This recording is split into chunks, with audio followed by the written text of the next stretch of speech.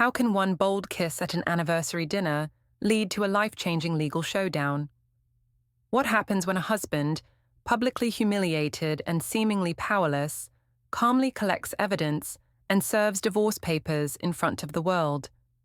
This is the true story of how my harmless test ended with me clutching court documents on the courthouse steps. The upscale bistro on 5th Street was exactly the kind of place I'd imagined for our anniversary dinner. Soft lighting, intimate back booths, and the kind of atmosphere that made everything feel more dramatic than it actually was. I adjusted my black dress and checked my phone one more time before Jonah arrived. "You look incredible tonight," Felix whispered as he slid into the booth beside me. His cologne was expensive, nothing like the practical aftershave Jonah used every morning. "Felix, what are you doing here?" I asked, though my heart was already racing with excitement. Felix Wren had been making my days at the non-profit infinitely more interesting for the past 3 months.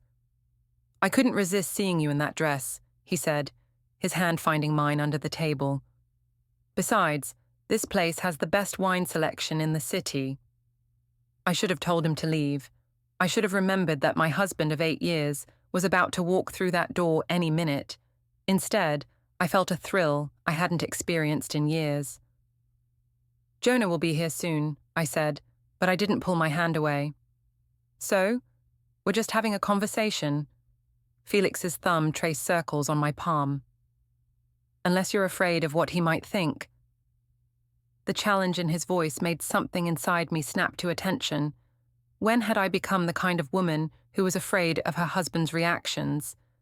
When had I started tiptoeing around Jonah's feelings instead of living my own life? "I'm not afraid of anything," I said, louder than necessary. That's when I saw Jonah approaching our table. My husband of 8 years, father of my 7-year-old daughter Maya, looked tired from his day teaching high school mathematics.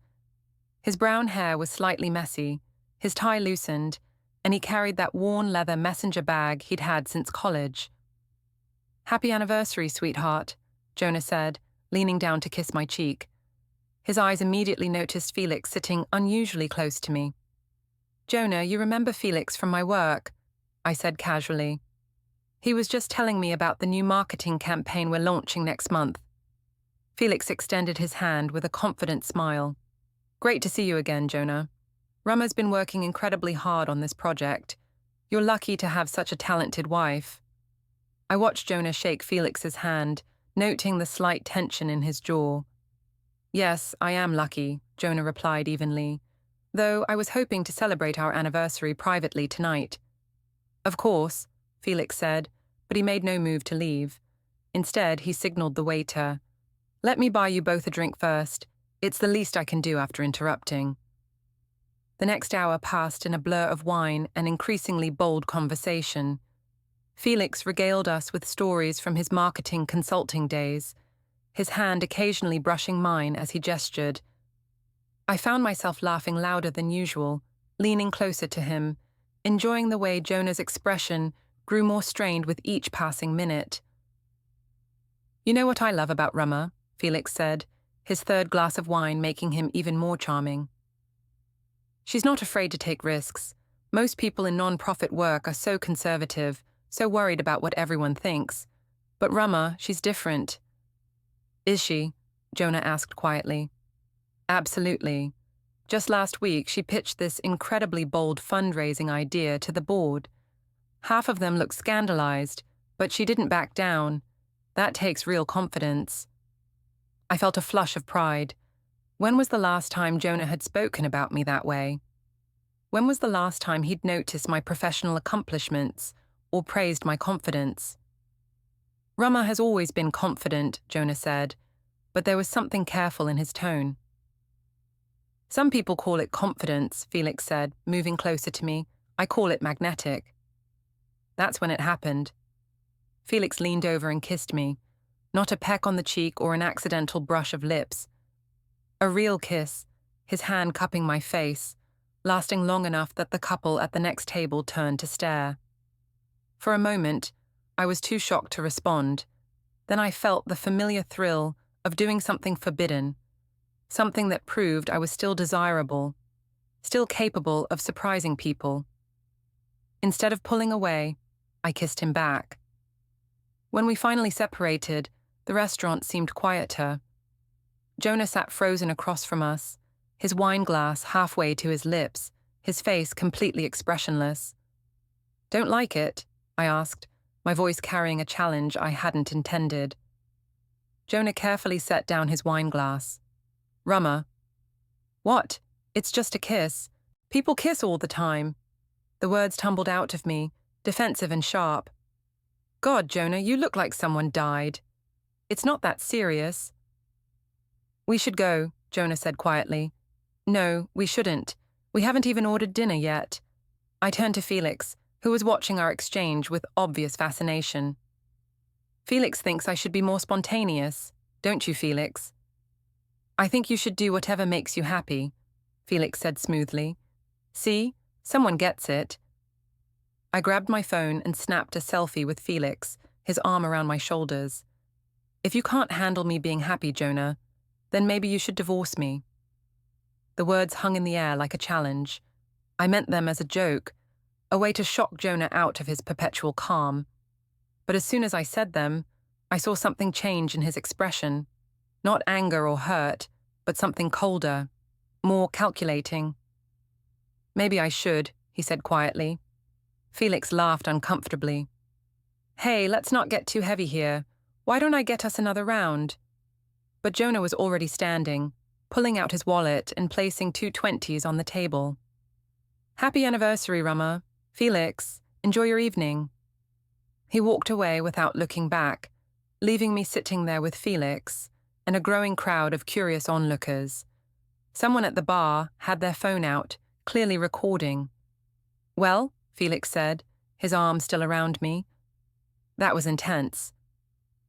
I posted the selfie to Instagram before I could second-guess myself. The caption read, "Anniversary dinner with amazing company. Life's too short not to celebrate with people who appreciate you. As a living my best life, as trashing confidence, as an anniversary." Within minutes, the likes and comments started pouring in. Most were supportive, calling me brave and confident. A few were concerned, asking if everything was okay with Jonah. One comment from my best friend Marina read, "You look absolutely radiant. Some people just can't handle a woman who knows her worth." But as I scrolled through the responses, I noticed something that made my stomach drop. In the background of my selfie, barely visible but unmistakably there, was Jonah's face as he walked away. His expression wasn't angry or hurt, it was determined. And in the corner of the photo, I could see the flash from someone else's camera, capturing the moment from a different angle. The next morning, I woke up to 17 missed calls and 43 text messages. My phone had been buzzing all night, but I'd been too exhausted from the emotional roller coaster of the evening to check it. The first message was from my mother. "Rumma, honey, I saw the video. Please call me." "Video? What video?" I scrolled through the messages frantically. Marina had sent several. "Girl, you're trending on TikTok," followed by "This is insane," and then "Call me ASAP. My coworker Nate had forwarded a link with the message. "Holy shit, Rumma, you're famous." With trembling fingers, I clicked the link. The video was titled, "Wife Kisses Stranger at Anniversary Dinner, Tells Husband to Divorce Her." It had been viewed 2.3 million times in 12 hours. The footage was crystal clear.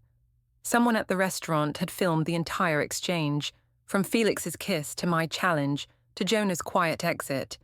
The comment section was brutal. "That poor man, look at his face.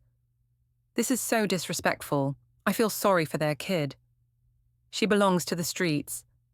Imagine being humiliated like this on your anniversary." But there were supporters too. "Good for her. Women don't have to be property." And "She's living her truth. That husband looked controlling anyway." I was still reading comments when Jonah emerged from his study. He was already dressed for work, his usual pressed khakis and button-down shirt, but something was different. He moved with a precision I'd never noticed before, like every action was deliberate. "Morning," he said, not looking at me as he poured his coffee. "Jonah, we need to talk about last night." "Do we?" He opened his laptop at the kitchen table and began typing. "Yes, we do. This whole thing is getting blown out of proportion. It was just a kiss. People are acting like I committed murder." He continued typing. "Are you even listening to me?" "I'm listening." He finally looked up, and his expression was maddeningly calm. "You kissed another man at our anniversary dinner in public, then told me to divorce you. What exactly would you like to discuss?" "It wasn't like that. Felix just got carried away, and I didn't want to embarrass him by making a scene. You know how I am about confrontation." Jonah's eyebrows rose slightly. "You didn't want to embarrass him?" "Right. And the divorce thing was obviously a joke. You know I say dramatic things when I'm flustered." "I see." He closed the laptop and stood up. "Well, I need to get to school. Maya's spending the night at my Aunt Lydia's tonight, remember?" "Why?" "Because you have that fundraising gala for work, the one you've been planning for months." I had completely forgotten about the gala. With everything that had happened, work felt like a distant concern. But as Jonah mentioned it, I realized this could be an opportunity to control the narrative, to show everyone that I was confident and unashamed. "Right, the gala." I watched him gather his things with that same methodical precision. "Jonah, are we okay?" He paused at the door. "Are we okay, Rumma? You tell me." After he left, I called Marina immediately. "Oh my God, finally," she answered on the first ring. "Rumma, you are everywhere. I've gotten calls from 3 different gossip blogs asking for quotes about you." "What did you tell them?" "That you're amazing and that anyone who can't see that doesn't deserve you. But seriously, what happened after Jonah left?" I told her about staying for dinner with Felix, about the way he'd made me feel beautiful and appreciated. I didn't mention how empty the apartment had felt when I came home, or how Jonah had already been asleep with his back turned to me. "You know what this is?" Marina said. "This is you finally standing up for yourself. You've been in Jonah's shadow for years, playing the perfect wife and mother. It's about time you remembered who you are." Her words felt like validation, but they were interrupted by my phone buzzing with an incoming call from my boss, Dr. Patricia Williams, the executive director of our nonprofit. "I need to take this," I told Marina. "Rumma," Dr. Williams said without preamble. "We need to talk. Can you come in early today?" The nonprofit office felt different when I walked in that morning. Conversation stopped as I passed. Nate waved enthusiastically from his cubicle, but others avoided eye contact. The receptionist, usually chatty, gave me a tight smile and immediately looked back at her computer. Dr. Williams was waiting in her office with HR Director Janet Mills. This couldn't be good. "Rumma, please sit down," Dr. Williams said. She was a woman in her 60s who had built our organization from nothing, and I'd always respected her directness. "I'm sure you're aware that a video from last night has gone viral." "Yes, and I want to address that. What happened was taken completely out of context." Janet leaned forward. "Rumma, we've received several calls this morning. Donors, board members, partner organizations. They're all asking about our employee who was filmed kissing a man who isn't her husband at a public restaurant." "My personal life has nothing to do with my work." "Normally I would agree," Dr. Williams said, "but you're the face of our major fundraising campaigns.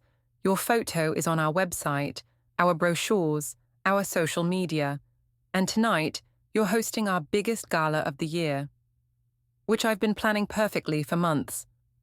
I don't doubt your professional capabilities," Dr. Williams continued, "but we need to discuss how this situation might affect tonight's event and our organization's reputation moving forward."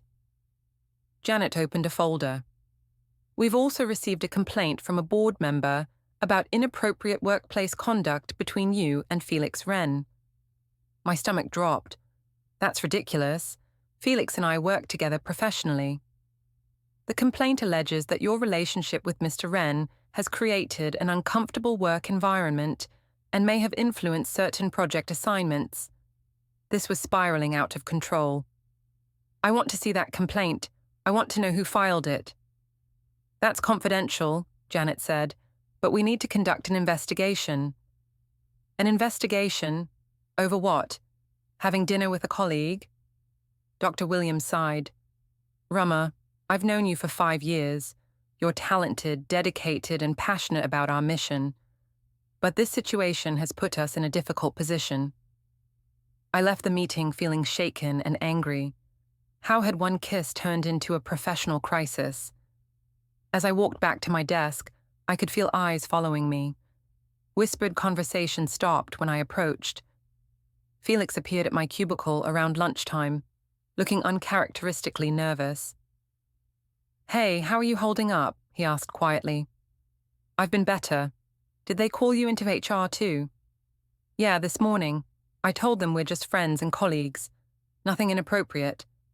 "Good, because there isn't." He glanced around to make sure no one was listening. "Listen, about tonight's gala. Maybe I should skip it.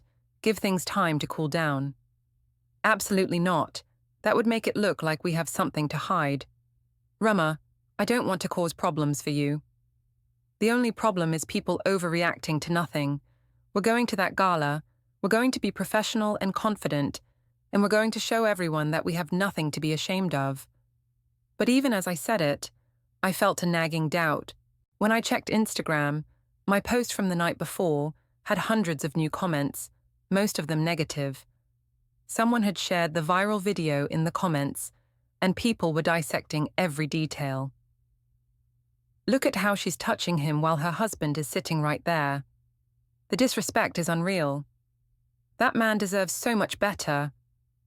I started deleting the negative comments, but they kept coming faster than I could remove them. Finally, I turned off commenting altogether and posted a new photo. A professional headshot with the caption, "Excited for tonight's gala. Amazing things happen when you surround yourself with people who support your dreams. Narsha confidence. On non-profit Thatravan leadership." The responses were mixed, but I focused on the positive ones. Marina commented, "Absolutely glowing. Can't wait to see you shine tonight." It wasn't until I was getting ready to leave for the day that I noticed something odd. Jonah had texted me earlier. "Hope the gala goes well. Maya and I will be at Lydia's." Maya and I? But he'd said Maya was staying at Lydia's for the night, not that he was going too. I called him, but it went straight to voicemail. I tried Lydia's house phone. She answered on the 3rd ring. "Oh, hello, Rumma," she said, her voice carefully neutral. "Hi, Lydia. Is Jonah there? He's not answering his cell." "He's helping Maya with her homework. They'll be staying for dinner." "Staying for dinner? But the gala is tonight. He knows how important this is." There was a pause. "I think Jonah felt it would be better if he wasn't there tonight." "Better for who?" "Rumma, I don't want to get involved in your marriage, but maybe you should think about what's best for your family right now." The line went dead. I stared at my phone, feeling suddenly alone. Jonah had never missed one of my work events. Even when he was tired or stressed, he always showed up to support me. But as I looked at myself in the bathroom mirror, adjusting my dress for the gala, I told myself this was better. Tonight, I could focus on work without worrying about Jonah's reaction to every conversation, every interaction. I could be myself without walking on eggshells. I had no idea that across town, Jonah was sitting at Lydia's kitchen table with a yellow legal pad, methodically writing down everything he remembered from the past few months. Dates, times, conversations, witnesses, and I definitely didn't know that he'd already made an appointment with a divorce attorney for the following week. The gala was supposed to be my redemption. I'd spent months planning every detail, from the silent auction items to the keynote speaker. This was my chance to show everyone that I was a professional, that whatever was happening in my personal life had nothing to do with my ability to do my job. Felix arrived early to help with setup, looking handsome in his navy suit. Despite everything, I felt a flutter of excitement seeing him. He made me feel alive in a way I'd forgotten was possible. You look incredible, he said, adjusting my necklace with an intimate gesture that felt natural after everything that had happened. Thank you for being here, I said, especially after yesterday. Are you kidding? I wouldn't miss seeing you in your element. The evening started well. Donors were generous, the silent auction was successful, and my opening speech received enthusiastic applause. I felt confident and in control, exactly how I'd hoped to feel. But as the night progressed, I noticed people taking photos, not just the official event photographer, but guests with their phones, capturing candid moments. I saw flashes going off when Felix and I were talking, when he placed his hand on my back to guide me through the crowd, when we shared a laugh over cocktails. People are watching us, I whispered to Felix during a quiet moment. Let them watch, he said. You're not doing anything wrong. But was I? The line between professional collaboration and personal connection had blurred so gradually that I couldn't pinpoint when it had happened. Felix's compliments, his attention, the way he made me feel special, it had become addictive. When I got home that night, the apartment was dark and quiet. Jonah's car wasn't in the parking garage. I checked my phone. No messages from him asking how the gala went. No texts about when he'd be home.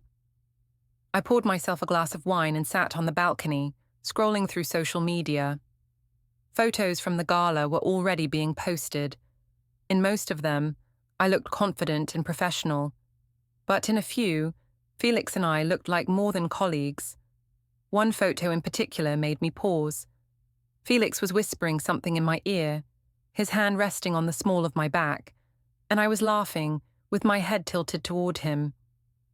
To anyone who didn't know better, we looked like a couple.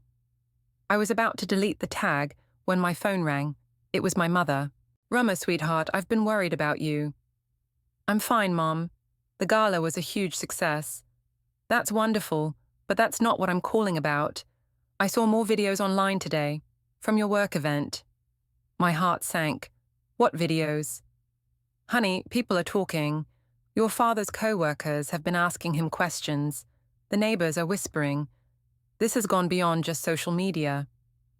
Mom, nothing happened. Felix is a colleague and friend, that's all. Maybe that's true, but that's not how it looks. And more importantly, where's Jonah in all this? I tried calling him today, and he sounded different. Different how? Distant, formal, like he was talking to a stranger. After I hung up with my mother, I tried calling Jonah again. This time he answered. Hi, Rumma. How was the gala? It was good. Great, actually. When are you coming home? Maya and I are staying at Lydia's tonight. She has a dentist appointment in the morning, and Lydia's office is closer. Since when does Lydia take Maya to the dentist? Since I asked her to. I have some things to take care of tomorrow. What things? Just errands, administrative stuff. There was something in his tone that made me uneasy. Jonah, we need to talk, really talk. Not these weird, polite conversations we've been having. Okay, when? Tonight. Come home tonight. I can't. Maya's already asleep and I don't want to wake her. Then tomorrow. Tomorrow's not good either. But soon, Rumma. We'll talk soon. The next few days passed in a strange limbo. Jonah came and went at odd hours, always polite but distant. He spent a lot of time in his study with the door closed, and I could hear him on the phone, speaking in low, careful tones. When I asked what he was working on, he said it was school stuff, budget reports and administrative paperwork. But since when did high school math teachers work on budgets? Meanwhile, the internet drama continued to snowball. The original restaurant video had spawned dozens of reaction videos, commentary pieces, and memes. Someone had created a TikTok account called Anniversary Dinner Drama that posted daily updates about my situation. I tried to ignore it, but it was everywhere. Coworkers showed me articles with headlines like, "The non-profit wife who broke the internet," and "When anniversary dinners go viral." Even Maya's school friends were talking about it. She came home asking why kids were saying her mum was on TV. "It's nothing, sweetheart," I told her. just some silly grown-up stuff. But Maya's drawings, which usually featured bright, happy families, had become smaller and grayer. In her latest artwork, the stick figure labeled Daddy was noticeably separated from Mommy and Maya. Felix had been supportive through everything, texting me encouraging messages and taking me to lunch when the office gossip became overwhelming. He was the only person who seemed to understand that I was the victim in all this, not the villain. "You know what I think," he said over coffee one afternoon. "I think Jonah's handling this whole thing wrong. A confident man would have laughed it off, maybe even joined us for dinner that night. Instead, he's sulking like a teenager." "He's not sulking, he's just processing." "For a week? Come on, Rumma. You deserve someone who fights for you, not someone who disappears when things get complicated." His words resonated with something I'd been feeling, but couldn't articulate. Where was Jonah's jealousy? Where was his passion? If the roles were reversed, if some woman had kissed him at dinner, I would have caused a scene. I would have demanded explanations, fought for our marriage, shown some emotion. Instead, Jonah was treating the whole situation like a math problem to be solved. That evening, I decided to check his study. The door was unlocked, which surprised me. Jonah had been increasingly protective of his space lately. His desk was covered with manila folders, each one labeled with meticulous handwriting: household expenses, Maya's school records, insurance policies, bank statements. I opened one of the folders and found printouts of our joint checking account, with certain transactions highlighted in yellow. A dinner at an expensive restaurant I'd been to with Felix. A hotel receipt from a work conference where Felix had also been present. A credit card charge from a boutique where I'd bought the dress I wore to the anniversary dinner. My hands were shaking as I opened another folder.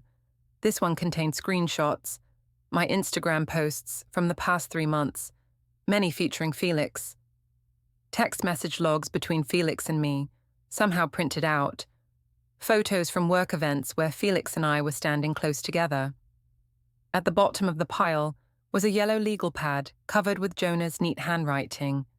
Dates, times, locations, a timeline of my relationship with Felix, documented with the precision of a scientist conducting an experiment. March 15th, Rumma mentions new colleague Felix, describes him as charming and ambitious. March 22nd, Rumma works late, says she's having dinner with the team. Posts Instagram photo with Felix, no other team members visible. April 3, Rumma buys new dress, says it's for work events. Dress appears in multiple photos with Felix. April 18th, Rumma changes perfume. When asked, says she wanted to try something more sophisticated. The entries continued for pages, each one a small piece of evidence that, when assembled together, painted a clear picture of my growing relationship with Felix. At the bottom of the last page, in red ink, was a single word: lawyer. I heard the front door open and quickly shoved everything back into the folders. By the time Jonah appeared in the doorway, I was standing by the window trying to look casual. "Find what you were looking for?" he asked calmly. I couldn't find the insurance paperwork for Maya's dental appointment. It's in the filing cabinet, under medical, like always. We stared at each other for a long moment. I wanted to confront him about the folders, demand to know why he was documenting my life like a private investigator. But something in his expression stopped me. "Rumma," he said finally, "we need to talk." "Okay, let's talk. Not here, not now, but soon, very soon." That night, I lay awake thinking about the timeline in his notebook. When had I started mentioning Felix so often? When had I started buying new clothes and changing my routines? When had I stopped talking to Jonah about my day and started looking forward to Felix's texts instead? I wanted to believe that Jonah was overreacting, that his documentation was the paranoid behavior of an insecure husband. But looking at the evidence laid out so methodically, I had to admit that the story it told was damning. The question was, what was Jonah planning to do with all that information? The family dinner at Romano's was supposed to be a peace offering. After a week of tension and strange behavior from Jonah, I suggested we take Maya out for pizza and try to return to some kind of normalcy. What I didn't expect was for Jonah to invite his Aunt Lydia to join us. Lydia Valdez was everything I wasn't: practical, reserved, and completely devoted to traditional family values. As an accountant, she approached life with the same methodical precision that Jonah had been displaying lately. She'd never particularly liked me, though she'd always been polite for Jonah's sake. "Maya, sweetheart, how's school going?" Lydia asked as we waited for our food. "Good. We're learning about butterflies in science class. Did you know they taste with their feet?" "I did not know that." Lydia smiled warmly at Maya, then glanced at me with considerably less warmth. Jonah was quiet, scrolling through his phone with that same focused attention he'd been giving everything lately. I noticed he was looking at what appeared to be a calendar app, with several appointments marked in red. "What's on your schedule?" I asked, trying to make conversation. "Just some meetings, nothing urgent." "Meetings? It's Saturday." "Some things can't wait for business hours." Before I could ask what he meant, Maya piped up with the question I'd been dreading. "Mummy, why are people at school asking about the video of you kissing someone?"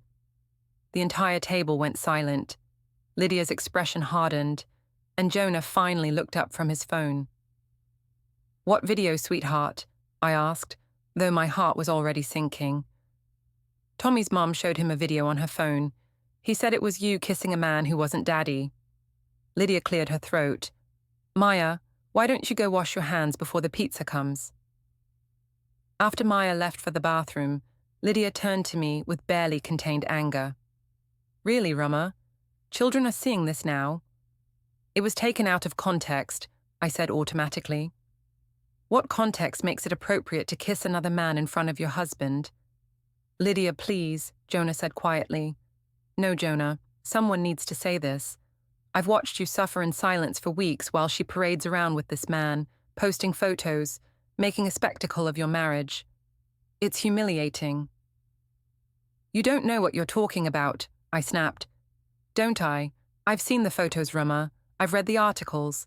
Half the city is talking about how you embarrassed your husband at your own anniversary dinner." "Those articles are gossip. Felix is a colleague and friend." "That's all." Lydia laughed bitterly. "A colleague and friend who you kiss at restaurants and pose with like you're a couple." "We are not a couple." "Then act like it. You're a married woman with a child. Start behaving like one." I felt my face burning with embarrassment and anger. "How dare you judge me? You've been single your entire life. What do you know about marriage?" "I know enough to recognize when someone is destroying theirs." "That's enough," Jonah said, his voice cutting through our argument. "Both of you." Maya returned from the bathroom just as our pizza arrived, effectively ending the confrontation. But the damage was done. We ate in uncomfortable silence, Maya chattering about school, while the adults avoided eye contact. After dinner, as we walked to our cars, Lydia pulled Jonah aside for a private conversation. I couldn't hear what they were saying, but I saw her hand him a business card and squeeze his shoulder supportively. "What was that about?" I asked as we drove home. "She gave me the name of her lawyer." "Her lawyer? Why would you need a lawyer?" Jonah was quiet for so long I thought he wasn't going to answer. Finally he said, "Just in case." "In case of what?" "In case we can't work this out." That night, after Maya was asleep, I tried to talk to Jonah about what had happened at dinner. But he was already in his study, door closed, working on his mysterious projects. I knocked softly. "Can we please talk?" "I'm busy right now, Rumma." "Busy with what? It's 9 o'clock on a Saturday night." "Research." "Research for what?" The door opened, and Jonah appeared holding a thick folder. His expression was calm but determined. "Research for our conversation, the one we keep saying we're going to have." "Okay, let's have it now." "Not yet, soon." "Stop saying soon. I'm tired of walking on eggshells in my own home. If you have something to say, just say it." Jonah looked at me for a long moment. All right.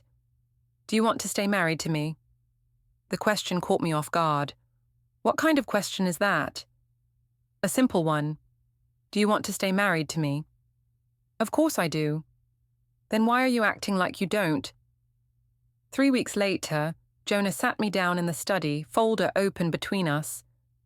You kissed another man at our anniversary dinner, then told me to divorce you if I didn't like it. I was frustrated. I didn't mean it literally. His voice stayed calm. Your actions since then say otherwise. He showed screenshots, Felix's Instagram post calling me an amazing woman, my own photo of us at a coffee shop, hand over mine, captioned, favorite collaborator. Late-night texts followed, Felix praising my looks, me agreeing Jonah didn't understand passion. I can explain. No, you can't. He revealed the Chicago conference, adjoining hotel rooms. Not coincidence. I felt the ground vanish. I've documented everything, he said quietly. Every photo, text, choice, evidence for what comes next. The door closed softly behind him. Days blurred. Jonah moved through routines like a polite stranger. Maya drew us as 3 separate figures. Work crumbled under HR scrutiny and donor whispers.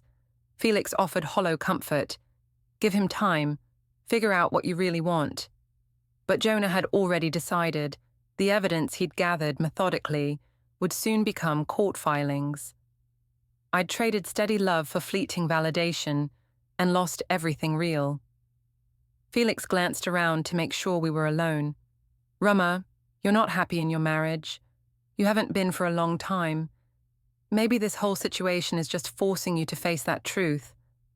His words echoed thoughts I'd been having but hadn't dared to voice. Was I happy with Jonah?